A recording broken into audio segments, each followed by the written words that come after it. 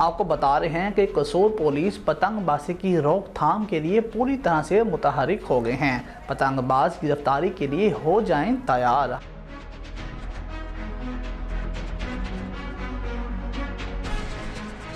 हमारे नुमाइंदे महर बशारत सद्दीकी की रिपोर्ट के मुताबिक बताया जा रहा है कि पतंगबाजों की गिरफ्तारी के लिए शहर के बड़े प्लाजों की छतों पर पुलिस की स्पेशल टीमें तैनात हो गई हैं।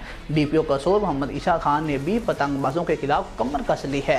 डीपीओ कसोल खुद छतों पर मौजूद रहें और पतंगबाजों की निगरानी करते रहें। तो सर्कल अफसरान की निगरानी में 300 से ज़ायद पुलिस एहलकार जो हैं उसको छतों के ऊपर तैनात हैं और छतों से ड्रोन कैमरों और दूरबीन से फ़ज़ाई निगरानी और सर्विलेंस की जाती रही है। और गुज़श्ता 24 घंटों के दौरान 32 अफराद गिरफ्तार कर लिए गए हैं। हज़ारों की तादाद में पतंगे और डोर की जो छड़कियाँ हैं वो भी बरामद कर ली गई हैं और पतंग उड़ाने का, बनाने का या फ़रोख्त करने का हर सूरत जेल जाएगा।